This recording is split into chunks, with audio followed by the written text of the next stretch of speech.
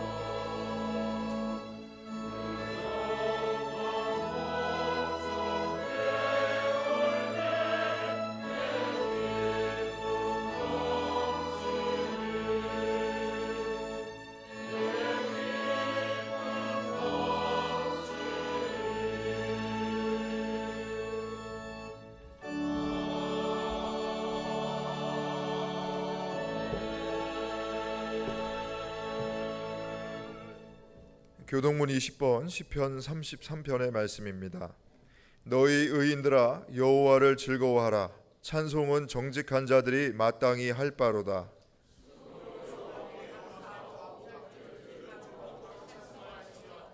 새 노래로 그를 노래하며 즐거운 소리로 아름답게 연주할지어다.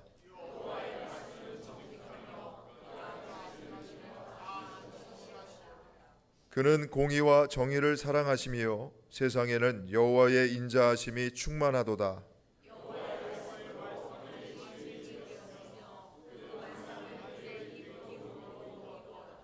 그가 바닷물을 모아 무더기같이 쌓으시며 깊은 물을 곳간에 두시도다.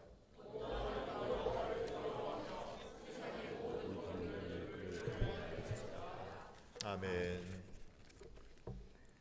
하나님은 통회하는 마음으로 나오는 사람들을 물리치지 않으십니다. 이제 우리들의 죄를 뉘우치고 고백합시다.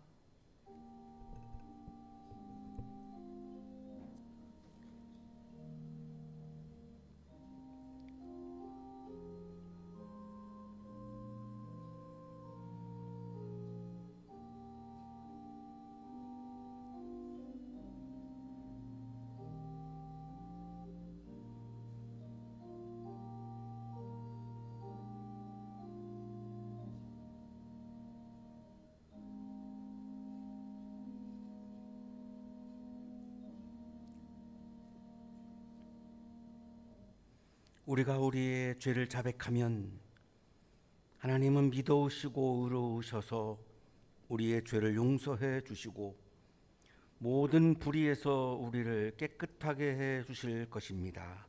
아멘.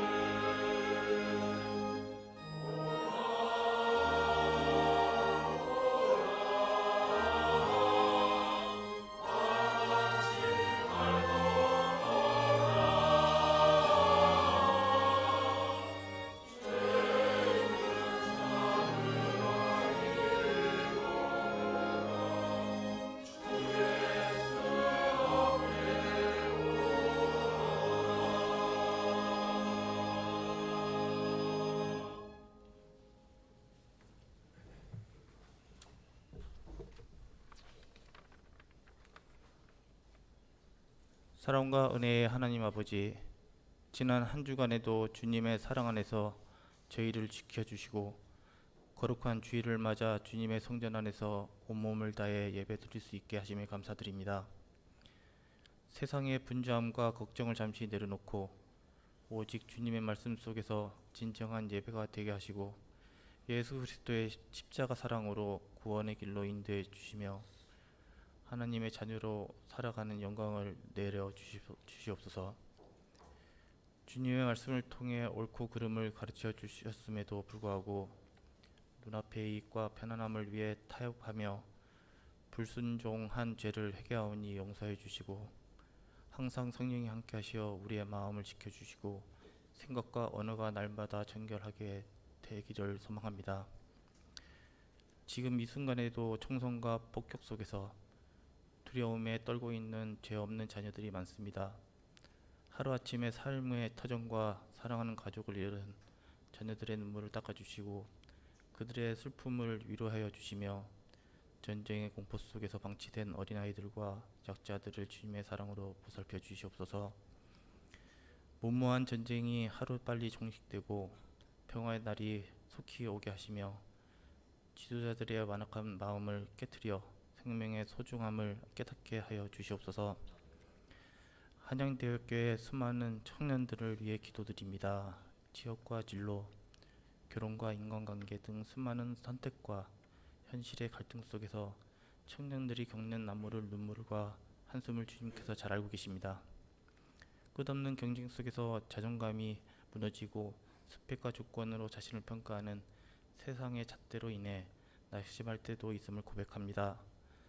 따뜻한 격려와 기도의 든든한 영이 영적 울타리 안에서 위로와 새 힘을 얻고 세상 밖으로 나아갈 때 거룩한 사회적 사명을 감당할 수 있는 용기를 내려주시옵소서. 한양동산의 거룩한 한양대학교를 사랑으로 세우시고 변함없는 은혜로 보좌 앞에 항상 불러주심에 감사드립니다. 성도들의 삶 가운데 항상 함께 하시어 그 자리를 지켜주시고 경제적 어려움이나 질병의 고통으로 신음하는 성도들을 은혜 안에서 회복과 치유의 기쁨을 누리게 하여 주시옵소서. 하나님의 뜻 가운데 세우신 이천희 목사님을 성령으로 붙들어 주시고 생명의 말씀을 선포하실 때마다 성령의 기름 부으심을 더하여 주시어 변화의 역사가 있게 하시옵소서. 교회를 위해 노력하는 오정현 목사님과 박미래 간사님, 보이지 않는 곳에서 헌신하는 손길 하나하나까지 기억해 주시고 칼로스 성가대의 아름다운 찬양을 기쁨으로 받아 주시옵소서. 모든 존귀와 영광을 주님께 올려드리며 우리를 죄에서 구원하신 예수 그리스도의 이름으로 간절히 기도드립니다. 아멘.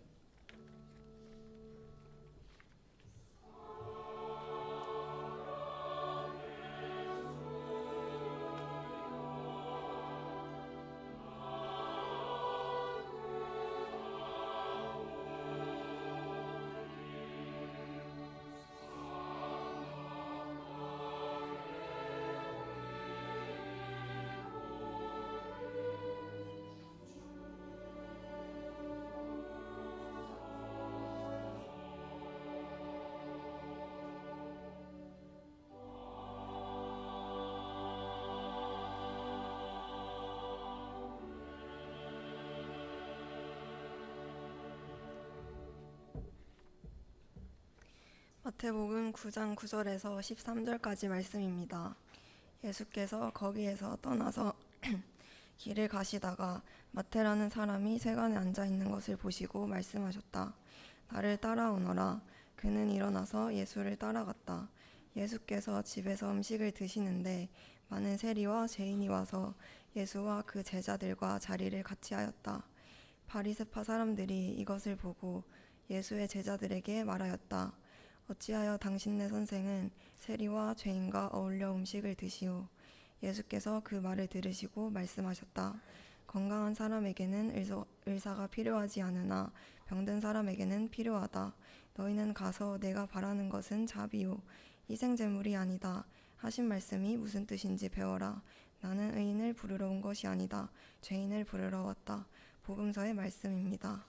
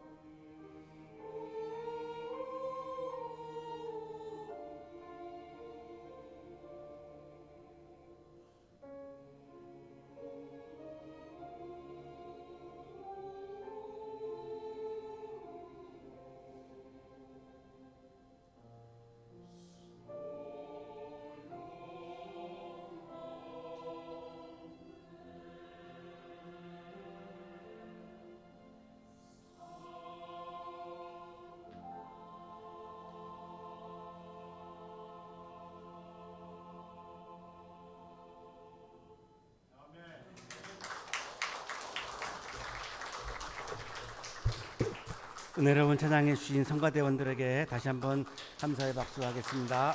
고맙습니다. 옆에 계시는 분과 사랑의 인사 나누시겠습니다. 사랑합니다. 보고 싶었습니다.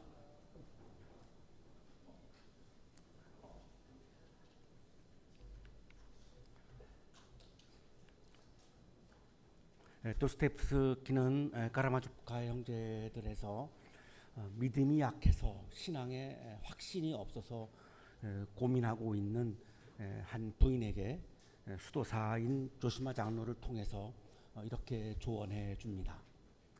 사랑을 실천에 옮김으로써 그럴 수 있습니다.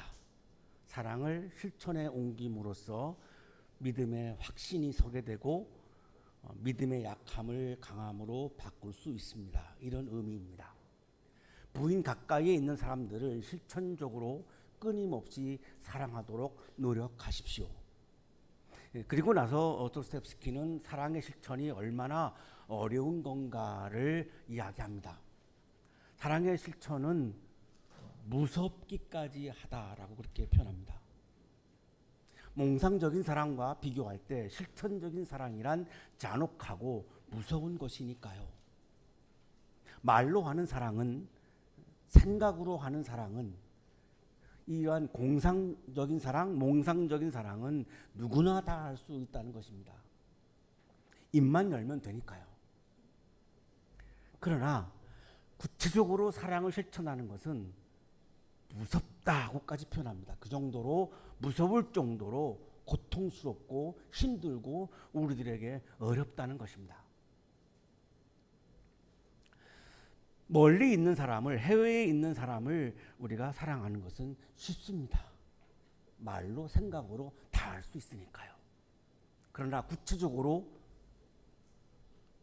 한 사람과 식탁에 함께 앉아서 사랑을 나누는 것은 쉽지 않습니다. 나와 생각이 다른 사람, 이념이 다른 사람, 나하고 가치관이 다른 사람, 나하고 믿음의 빛깔이 다른 사람과 식탁에 함께 앉기란 쉽지 않습니다. 그 자리를 아예 만들지 않습니다. 어렵기 때문입니다. 힘들기 때문입니다. 무섭기 때문입니다. 그러나 환대는 추상 속에서 이루어지지 않습니다. 사랑이란 구체적인 얼굴과 이름 앞에서만 실천이 가능합니다. 예수님께서는 오늘 본문에서 한 사람을 만나고 계시는데, 예수님이 만나는 사람은 사람들이 죄인이라고 부르는 사람들입니다. 그런데 예수님께서는 그를 죄인이라고 호명하지 않습니다. 모든 사람들은 그의 이름을 부르지 않고 죄인이라고 불렀습니다. 그런데 예수님은 그를 죄인이라고 부르지 않고 구체적으로 그의 이름을 부릅니다. 그의 이름은 마태입니다. 이 마태의 직업은 세관에서 일하는 세리입니다. 요즘으로 말하면 관세를 처리하는 그런 세금 공무원입니다. 당시의 세리는 굉장히 사람들로부터 죄인 취급을 받았습니다. 그 이유는 로마의 수탈에 협조하는, 민족적으로 보면은 반역자이기 때문입니다. 그래서 종교적으로도 이 세리는 부정한 사람으로 취급을 했기 때문에 죄인 중에 죄인이라고 불렀습니다. 그래서 사람들은 그를 가까이 하지 않았습니다. 식탁을 함께 하지 않았습니다. 철저히 그를 배제했습니다. 혐오했습니다. 밀어냈습니다. 함께 있으려고 하지 않았습니다. 그런데 예수님께서는 그를 죄인이라고 정죄하지 않고 죄인이라고 부르지 않고 그의 이름을 부르십니다. 이름을 부른다라고 하는 말은 굉장히 호의를 가지고 있다는 것이고, 관심을 가지고 있다는 것이고, 애정을 가지고 있다는 것이고, 그의 인격을 존중한다는 의미를 가지고 있습니다. 전혀 그를 배제하지 않습니다. 정죄하지 않습니다. 그리고 그와 함께 식탁에 앉으십니다. 식탁의 자리에서 그를 밀어내고 배제하지 않습니다. 오늘 본문은 우리들의 이 질문 앞에 우리를 세우고 있습니다. 사람은 사랑받을 자격이 있어서 사랑받는가? 예수님은 마태가 사랑받을 자격이 있어서 사랑했을까? 본문에 마태는 회개했다라고 하는 표현이 없습니다. 그냥 여전히 아직도 세리이고 여전히 죄인입니다. 달라진 것이 아무것도 없습니다. 그런데 어떻게 사랑할까요? 사랑받을 자격이 있어서 사랑하신 걸까요? 우리 청년들이 취업을 할 때에는 내 자격이, 내 능력이 증명이 되어야 가능합니다. 내 능력을 갖추고 그리고 증명하기 위해서 오늘도 땀을 흘리며 살아갑니다. 자, 그런데 예수님은 능력이 있는 사람, 자격을 갖춘 사람, 의로운 사람, 믿음이 훌륭한 사람을 사랑하셨을까요? 마태는 전혀 그런 자격을 갖춘 것도 없고 능력도 있지 않습니다. 믿음이 훌륭하지도 않습니다. 믿음이 없습니다. 그런데 예수님은 마태를 사랑하고 있습니다. 식탁에서 함께 식사를 나누고 있습니다. 그렇다면 자격이 있어서 사랑받는 것이 아니고 우리는 사랑을 받음으로 내가 새로운 존재로 변화되는 것인가? 이것이 오늘 아침 우리들의 질문입니다.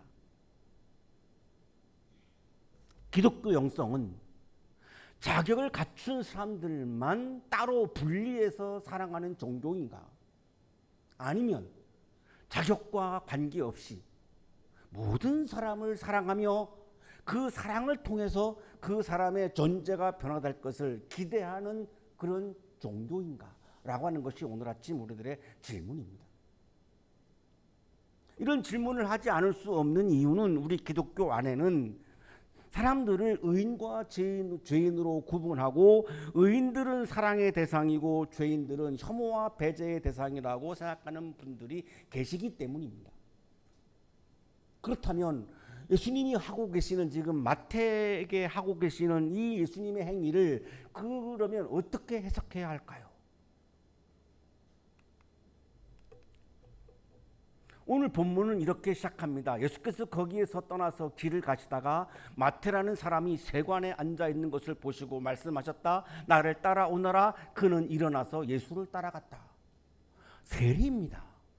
회개한 적도 없고 무슨 믿음을 가진 적도 없습니다. 여전히 그냥 민족의 반역자고 종교적으로는 부정한 자입니다. 그런데 예수님은 그에게 찾아가셔서 나를 따라오너라. 그랬더니 이 마태는 예수님을 따릅니다.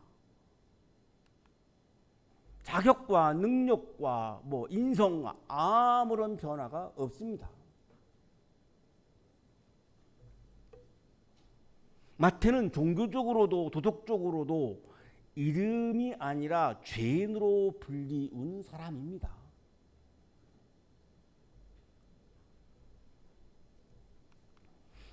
그런데 예수님은 그를 보셨다라고 말씀합니다. 예수님의 이 봄은 그를 보고 판단하고 그를 규정한 봄이 아닙니다. 애정의 눈빛으로 보신 겁니다. 관심을 가지고 보신 겁니다. 그렇다면 예수님이 관심 갖고 애정을 갖는 대상은 자격을 갖춘 믿음의 자격을 갖춘 사람이 아님이 분명히 드러나지 않습니까?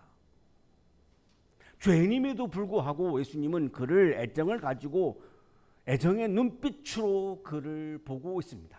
배제하지 않습니다. 정죄하지 않습니다. 직업으로 그 존재를 규정하지 않습니다. 이름으로 그를 부르십니다. 그의 존재만을 보고 계시지 그가 가지고 있는 능력, 그가 가지고 있는 직업, 그가 가지고 있는 기여, 그가 가지고 있는 품성 보시지 않습니다. 그렇다면 예수님의 이 부르심은 마태를 향한 부르심은 회개의 결과가 아닌 것이 분명합니다. 회개했기 때문에 그 결과로 예수님은 마태를 부르신 것이 아닌 것이 분명합니다. 회개를 가능하게 하는 은총의 시작이 예수님의 부르심임이 분명해집니다. 예수님은 마태와 음식을 나누십니다. 식탁을 함께 나누십니다. 이때 많은 세리와 죄인이 옵니다. 그리고 그 세리와 죄인들이 예수님의 일행과 함께 자리를 같이 하고 같이 식탁 교제를 나눕니다. 고대 사회에서 이 식탁이라고 하는 것은 정체성을 의미하고 소속을 의미합니다. 누구와 밥을 먹는가는 누구와 삶을 나누는가의 문제입니다. 신학학자 프란스는 이것을 이렇게 설명해 줍니다. 고대 세계에서 음식을 나누는 것은 일반적으로 신분 증명의 확실한 표시였고 세리의 불결한 집에서 그러한 일을 하는 것은 말할 것도 없었다. 불결한 세리의 집에 들어가서 그 세리들과 어울려서 밥을 먹는 것은 죄인들이 하는 짓이다라고 여겼다는 것입니다. 그렇다면 예수님은 죄인일까요? 예수님은 왜 그러면 죄인의 집에 들어가서 왜 죄인들과 식사를 나누고 계실까요? 죄인들을 향한 하나님의 마음, 죄인들을 향한 하나님의 태도를 지금 몸으로 선언하고 있는 것입니다. 이것이 하나님의 마음이라고. 이것이 하나님의 죄인을 향한 태도라고. 하나님이 죄인들을 배제하고 혐오하는 분이 아니라고. 그거는 기독교가 아니라고. 그거는 교회가 아니라고. 하나님의 마음을, 하나님의 죄인을 대하는 태도를 지금 퍼포먼스로 선언하고 있는 것입니다. 아니나 다를까 바리새파 사람들이 흥분합니다. 어찌하여 당신네 선생은 세리와 죄인과 어울려서 음식을 드시오. 도덕적인 분노로 보이지만 사실은 경계가 무너지는 것에 대한 두려움입니다. 유대인들은 지켜온 것이 있습니다. 전통이 있습니다. 깨끗함과 더러움. 이 더러움을 어떻게 정결할 것인가가 레위기와 신명기에 어마어마하게 나옵니다. 유대인들은 정결한 민족이고 이방인들은 더러운 민족임을 전제하고 있는 사람들입니다. 이것이 무너지면 유대인과 이방인이 구분되지 않기 때문에 정체성의 위협을 받는 겁니다.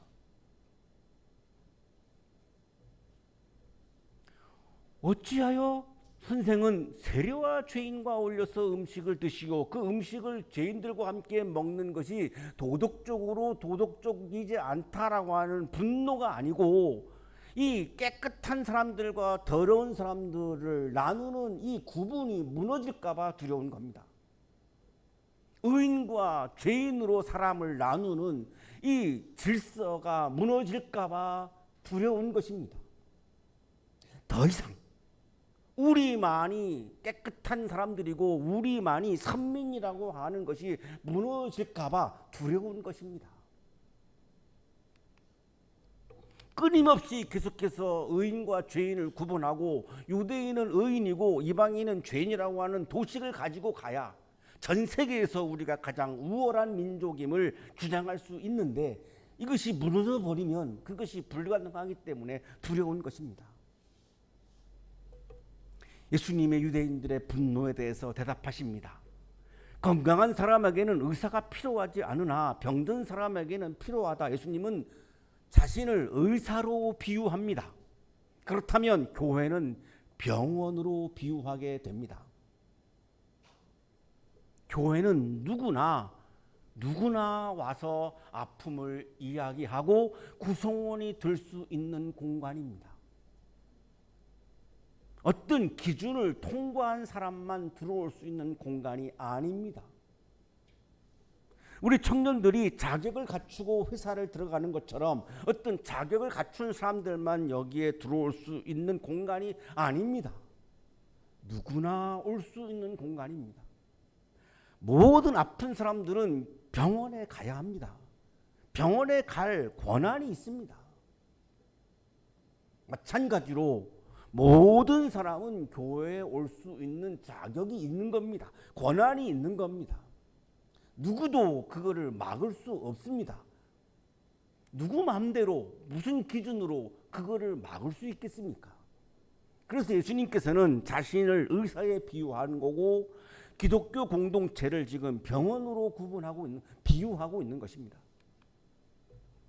신약학자 톰 나이트는 이렇게 설명해 줍니다. 의사가 격리실 안에 들어가 있으면 어떻게 병든 자를 고치는 소임을 다할 수 있겠는가? 의인과 죄인을, 깨끗한 사람과 더러운 사람을 구분해서 의사가 깨끗한 사람들의 있는 방에 들어가 버리면 어떻게 환자들을 치유할 수 있다는 말인가? 드디어 예수님께서는 하나님의 우선순위에 대해서 말씀합니다. 내가 바라는 것은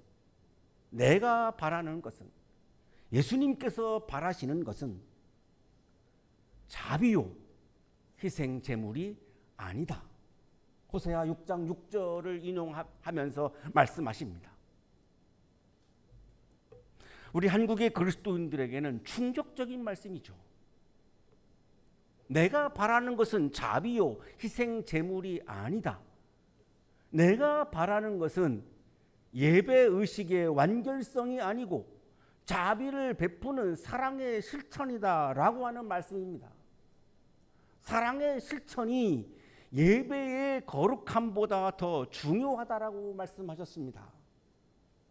이거를 한국교회 그리스도인들은 받아들이지 않습니다. 한국교회 목회자들은 이거를 받아들이지 못합니다.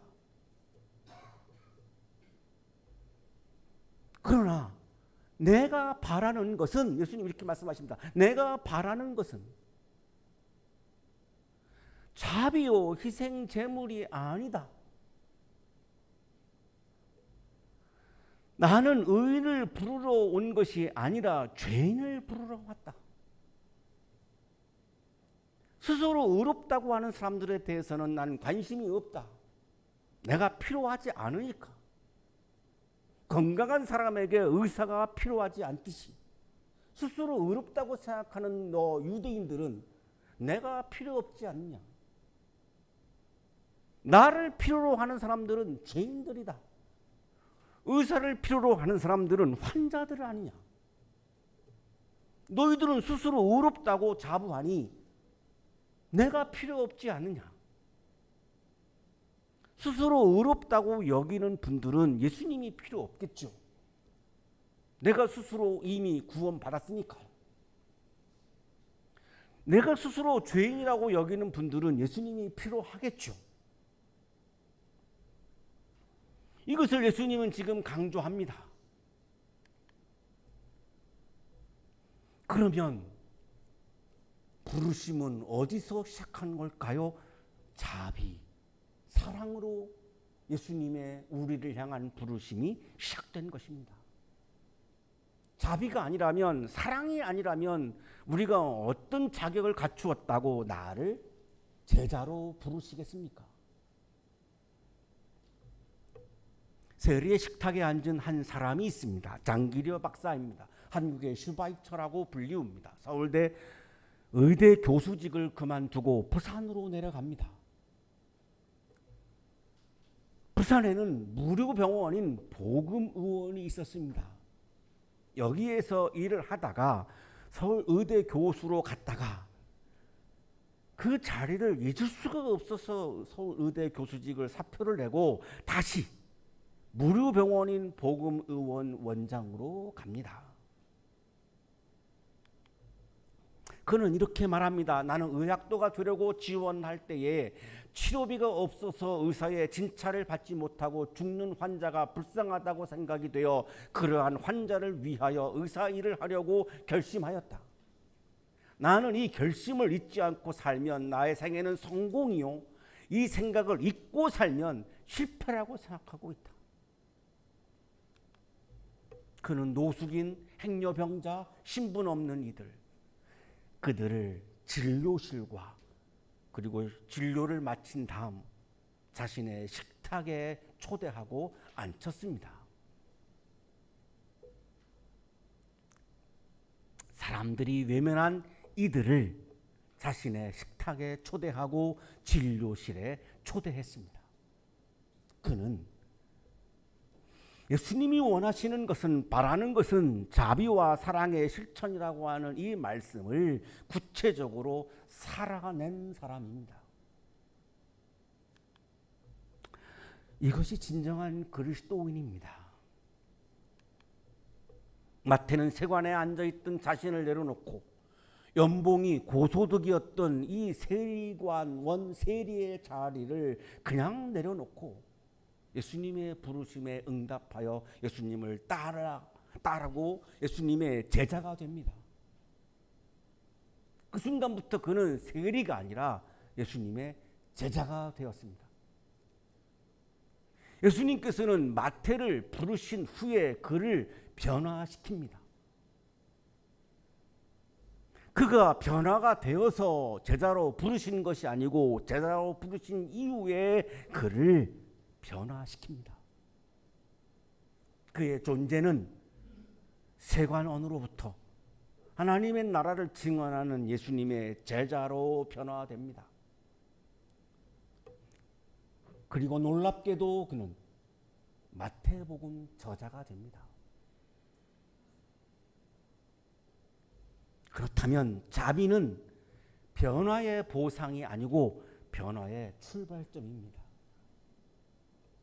주님께서 우리에게 베풀어 주시는 자비는 내가 변화되어서 주시는 것이 아니고, 내가 자격을 갖추어서 주시는 것이 아니고, 나의 변화의 출발점을 삼기 위해서 나에게 자비를 베푸시고 나에게 사랑을 베푸시고 나를 오늘도 제자로 부르시는 것입니다. 오늘도 예수님께서는 우리에게 묻지 않으십니다. 내가 얼마나 준비가 되었느냐, 내가 얼마나 자격을 갖추었느냐, 내가 얼마나 너의 자격을 증명할 수 있느냐, 너의 신앙을 얼마나 내가 잘 증명할 수 있는가, 너의 능력이, 너의 봉사의 능력이 얼마나 갖추었다고 말할 수 있느냐를 전혀 묻지 않으십니다. 오직 이렇게 말씀합니다. 나를 따라오너라. 나를 따라오너라. 너의 자격과 아무 관계없이, 너의 신앙의 강함과 약함과 아무 상관없이 나를 따라오너라. 이 하나님의 부르심은 우리에게 어떤 일을 하라고 하는 부르심이 아닙니다. 예수님을 따르라는, 제자가 되라는 부르심입니다. 사람들이 죄인이라고 배제하는 사람들에게 예수님처럼, 예수님이 마태에게 한 것처럼 자비를 베풀고 사랑을 실천함으로 예수님의 부르심에 응답하는 참된 제자의 길을 오늘도 걸어가시는 여러분의 아름다운 믿음의 삶이 되시기를 간절히 축원합니다.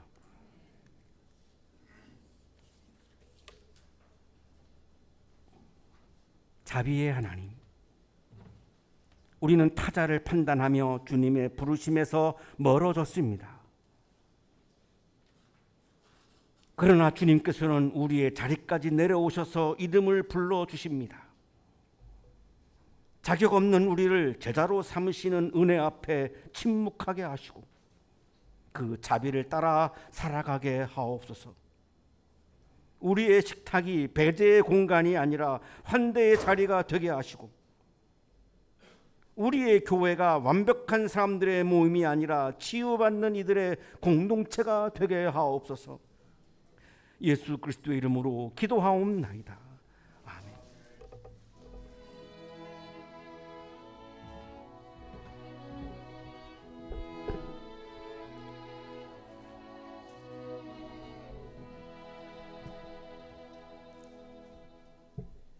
교회 소식 전해드립니다. 오늘은 성령 강림절 후 둘째 주일이자 6월의 첫째 주일입니다. 우리 교회는 매월 첫째 주에 성찬식을 거행하고 있습니다. 잠시 후에 성찬 예식이 있는데 성찬 받으실 우리 수찬자분들께서는 가운데 통로로 나오셔서 양쪽에 있는 분급위원들에게 분급 전병, 동그란 동전 모양의 전병을 받으시고 그 다음에 포도주에 찍어서 드시면 되겠습니다. 다음 주일은 성령 강림절 후 셋째 주일로 해당 성서일과 창세기 18장 1절에서 15절까지의 본문입니다. 이 본문 가지고 담임 목사님께서 웃음이 다시 시작되는 자리라는 제목으로 설교해 주실 텐데 주중에 본문 묵상하시고 예배에 참여해 주시기 바랍니다. 모임 안내입니다. 오늘 예배 직후에 기획위원 회의가 세미나실에서 있습니다. 기획위원분들 자리해 주시기 바랍니다. 기획위원회의 마친 후에 12시 40분부터 세미나실에서 거룩한 독서 모임 갖겠습니다. 청년교회 모임은 예배 후에 신교실에서 모이겠습니다. 이상 교회 소식 전해드렸습니다.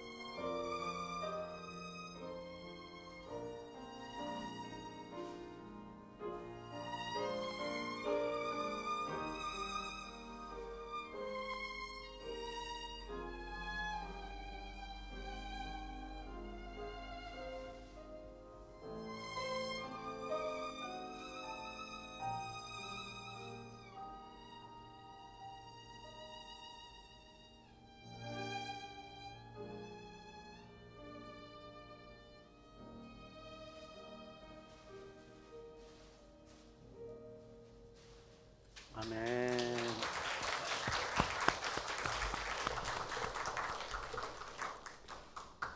거룩하신 주님,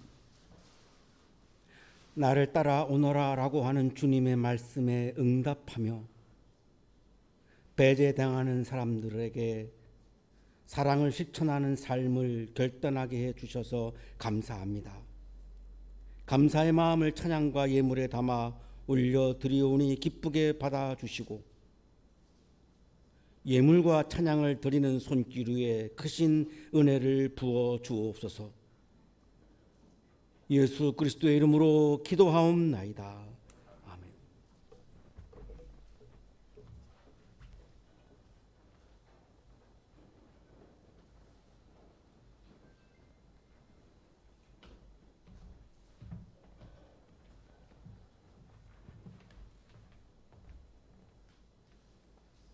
사랑하는 여러분, 성령께서 우리에게 생명을 주시기를 원하십니다.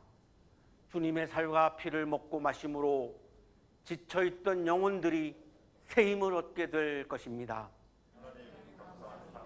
하나님, 주께서 일찍부터 세상 가운데 보내셨던 성령을 지금 이 거룩한 식탁에 보내주시어 이 식탁이 성별되게 하소서. 이 떡과 이 잔이 우리를 위한 그리스도의 살과 피가 되게 하시고 영의 양식이 되게 하소서. 창조 성령께서 사랑하는 아들의 말씀을 성취하소서. 주 예수께서 잡히시던 밤에 떡을 가지시고 감사드리신 다음에 떼시며 이것은 너희를 위하는 내 몸이니 이것을 행하여 나를 기념하라 하시고 잡수신 후에 또 이와 같이 잔을 가지시고 이 잔은 내 피로 세운 새 언약이니 이것을 행하여 마실 때마다 나를 기념하라 하셨습니다. 이 신앙의 신비가 크고 놀랍습니다.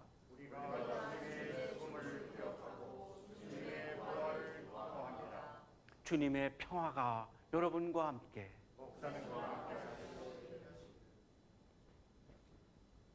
이것은 여러분을 위해 주신 그리스도의 몸입니다.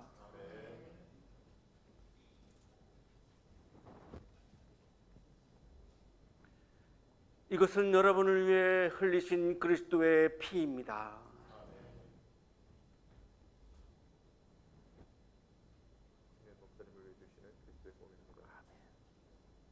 그리스도의 피입니다.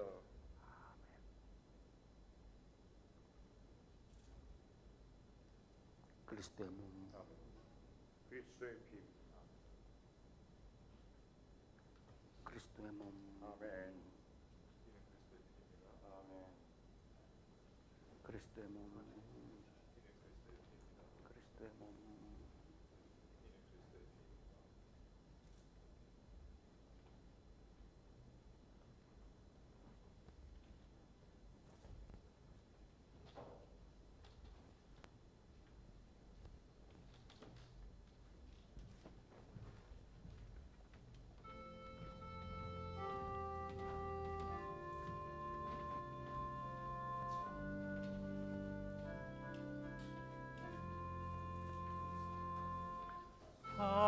사랑의 나눔 있는 곳에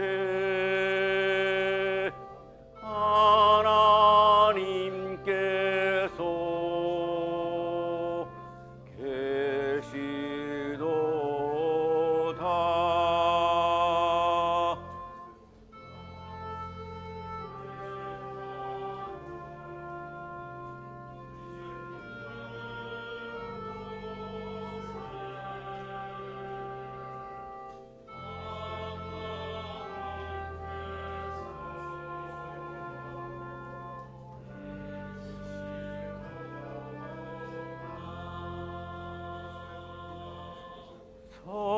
성찬의 나눔 있는 곳에 하나님께서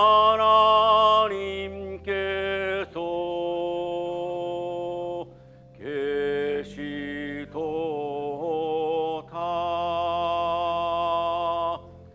사랑의 나눔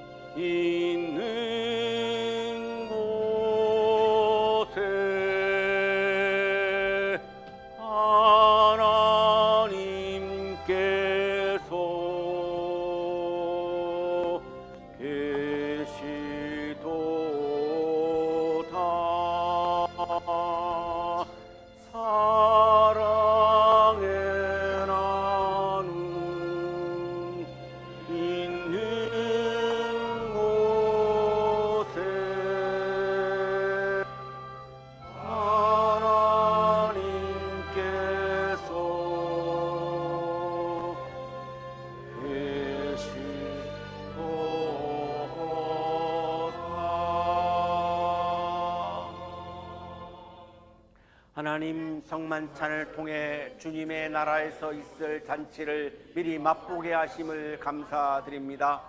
이 땅의 모든 사람들이 하나님 나라의 기쁨을 누리기를 소원합니다. 한양동산의 젊은이들을 통해 하나님의 나라가 확장되기를 원합니다. 성찬을 먹고 마신 우리가 하나님 나라를 꿈꾸며 함께 나아갈 수 있도록 우리에게 용기와 힘을 더하여 주소서. 성령의 바람으로 생명의 기운을 불어넣어 주시는 예수 그리스도의 이름으로 기도드립니다. 아멘.